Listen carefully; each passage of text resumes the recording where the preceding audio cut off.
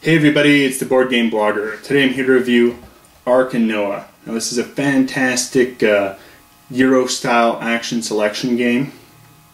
It's got a really unique theme. You're playing, Noah and his three sons loading the animals into the Ark. And it's sort of an action selection mechanism. So everyone's going to pick an action. And when one player gets it, they're going to get a very strong benefit from it, and all the other players will get a weaker benefit. Turn order is important in this, and the way they've got turn order is sort of it's scaled along the strengths or the usefulness of the actions. It's a really neat mechanism. It's quickly become one of my wife's favorite games, so it's getting a lot of play here at my house. It's really a wonderful game. You've got a solid box cover. You've got the characters of Noah and his three sons. Some of these aren't translated exactly to the King James or anything. I think they kind of took this is an Italian designed game. I think they just kind of like took the Italian and they didn't really translate it as well. You've got, here in this game it's Sem instead of Shem, Cam instead of Ham, that type of thing. You've got a very good action selection board. There's no player aids in this game, and I feel you don't actually need it because you've got this action selection board. It's well done. Everything's clearly laid out. The one issue I have with it is it doesn't really show how you score the points or when points are scored. It would have been just like a little thing in here. I think they could have shown it. Points are done by the rainbow, which biblically was the sign that God gave to show he wasn't going to do another flood. And so I think that's good. But, they could have had like a little rainbow marker here to show, every time you spend a pitch cube or a board to build the Ark, you score a victory point. So just a small minor complaint there. What's neat is there's kind of a complex and then a simpler version of the game where you don't have food, you don't have pitch. I've never played that. I haven't played the simpler version, but for those with small children, I think that might be good. I can't really review the efficacy of the simpler version. I've only played the full game. I played it about 6-7 times now. It's really become quite popular with my wife. She likes the theme and the game. There's not really direct aggression, but there's still player interaction. So I quite like it a bit because you're really affecting the other players by what action you're picking, where you're selecting it, and it just incorporates the theme really well. Rulebook is a color rulebook. It's multilingual. I think it does the job pretty well of explaining how to play the game. As I said, I didn't think there's a need for a player aid if they just slightly revised the action selection board. But it's in color, it's clear. When I was going through the rulebook, I was like, oh, what about this? And then they detail it. It's explained in an example or whatnot. So I found it's a pretty decent rulebook, translated well from the Italian, aside from the odd Sons of Noah's translation. But it's a good game. There's not many biblically themed games out there that are actually good. Most of them are pretty bad. This is one that sort of stands on its own merits as a game. It's really good, but I'm sure you want to see how it plays, so let's take a look now. So here's the board on setup. We've got the Ark. We've got an expanded Ark for a 4-player game. In a 2-player game, you take out these middle pieces here. And so it's an expanded game here for the 4 players. In a 2-player game, each player is going to control 2 people. Here everyone's just going to play 1. So here, blue player is Japhet. He's going to start with 2 pitch cubes, 2 food, 3 boards, and then 2 animals, 1 male and 1 female. So here we've got kind of a lion. We see this here is only included in the 4-player game. It's the female. The size is 3. That means it has to go in a corral that's exactly size 3, and it's worth 6 victory points for being loaded on. Here we have a rabbit. Again, this is only used in a 4-player game. It's a male, size 0, it can go into any size corral, and its victory points are worth 0. So you might be asking, well, what's the point of loading it if the victory points are worth 0?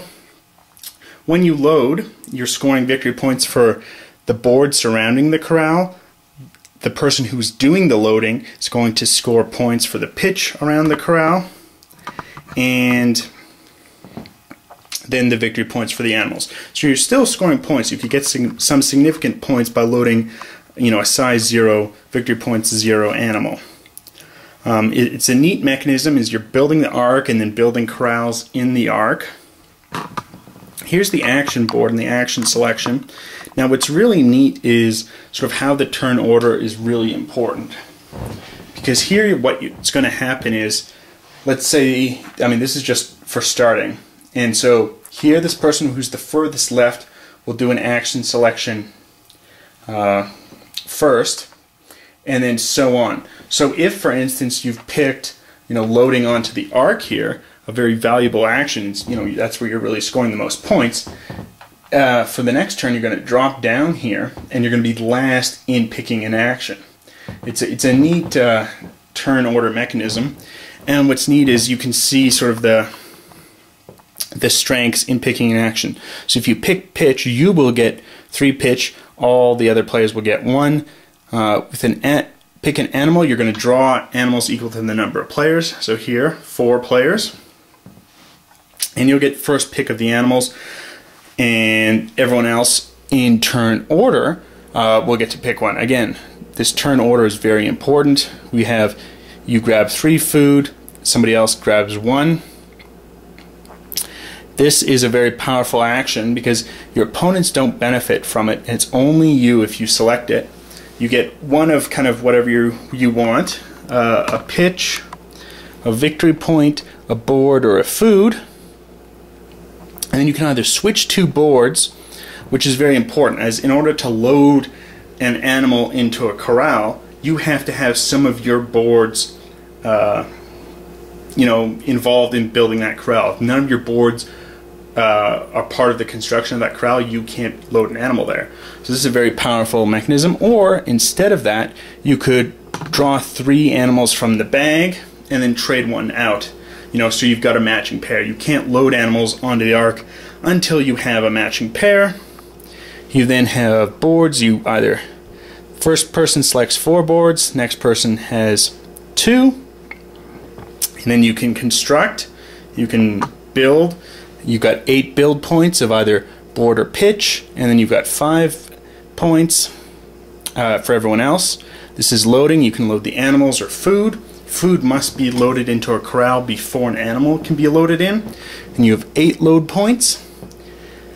And then you've got 5 load points for everyone else. So I'm just going to play a couple of turns here, just kind of get you a feel of the game.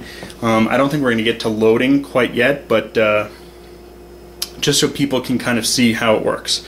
So first, what's going to happen is everyone's going to make their actions. So here Noah is going to go first. He wants to grab an animal. The ham player will decide he wants some food. Japheth's going to get some boards. And Chim will get some pitch. So now we execute the actions, but before we do that, we seed the unused actions with some additional victory points. And this sort of incentivizes people, if it's seen as, oh, there's always a stronger action to take. Well, that doesn't happen, because this is going to become more valuable each turn with additional victory points. So that's a neat mechanism. I really like the mechanisms in this game. It's really a fantastic Euro. It's got the theme. It's got the player interaction. Turn order is very important. Plays quick. Box says 45 minutes to an hour. I think if you're just learning the game, it's going to take a little bit longer than that. But it's with the full 4 players. 2 players, you're going to do it in an hour or less. But now we execute the actions. So here we have Shem will go down, and we're going to collect the pitch here. So we distribute the pitch to the players. So Shem is going to get 3 more pitch for him, and everyone else will get 1 more pitch into their stockpile. Now we have Noah with the animals, so we're going to draw from the male bag. We'll draw 2 males, and we're going to draw 2 animals from the female bag.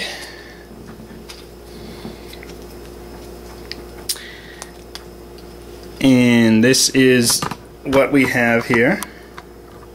So we've got a dog, an antelope, a rabbit, and a parrot. Now, Noah gets to pick first which animal he wants. He's going to pick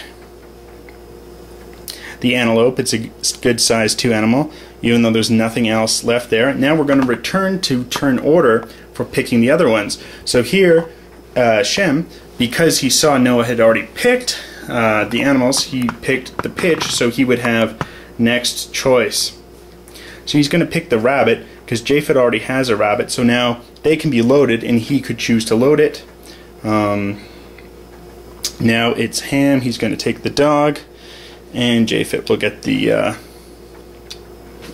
parrot. And that's sort of how that works. We then have food. This is executed, and we take and distribute the food to all the players. So here, Ham will get 3, Noah 1, Japheth 1, and Shem 1, and then we do the final action of the boards, and the boards get distributed to everyone. So I'll just grab some here from the reserve and distribute them to everybody. So we have 2 for Ham, 2 for Noah. Japheth, who selected this action, gets 4, and Shem will get 2. Now we will advance the turn marker here. Now there's kind of a variable ending in this game. There's going to be at least 10 turns, and then if the outside of the ark is fully built, then the game will end at the end of the 10th turn. If it hasn't been fully built, then there's some additional turns until it's fully constructed. And now we just do another turn. So again here, because Shem is furthest left, he will get to do an action first. And, you know, for example, he could choose to build. He's immediately going to score 1 victory point here on this track because it had gotten 1 victory point here. Now I'm not going to execute the rest of the turn. I just kind of want to quickly explain how building works and how loading works instead of doing a full second turn. So let's say, you know, Shem has some load actions here. If we zoom in, we can see the outside of the board is where the pitch is needed. So we have pitch here, pitch here. So with, you know, 8 build points, he could go 1, 2, 3, 4, 5, 6, 7, and 8. Now let's say he didn't have an extra board. He could not have put the pitch there because the pitch has to go between the boards. But there now we have a fully constructed corral for a size 1 animal. But and he would score 8 points for having spent 8 in pitch and boards. So on the score marker, he would advance 8. Now let's just sort of explain how loading animals would work. So let's say, for instance, this was actually how the construction here looked. and that this was the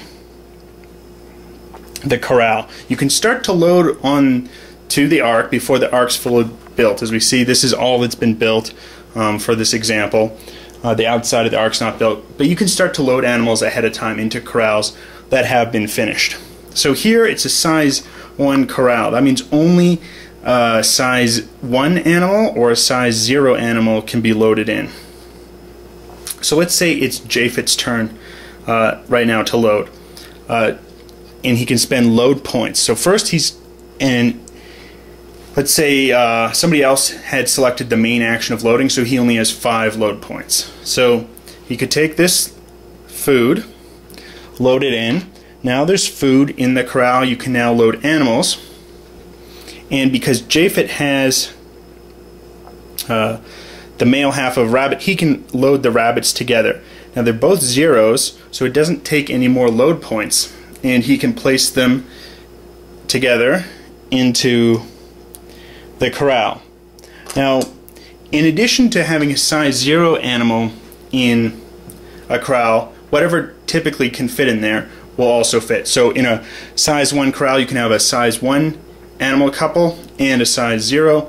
In a size 2 corral, you can have a size 2 animal and a size 0. You cannot put in 2 size 1s into a size 0. So now we've loaded that and we'll score. So here, Noah's going to get 1 point for having a board involved. Shem will have 1 point for having a board involved. Because his animal was also taken, it would have been scored, but see, there's 0 points for the animal because it's such a small animal. So he will just get 1. Now Japhet will get 2 for the boards, and because he was the loader, he'll score 2 for the pitch involved in the corral.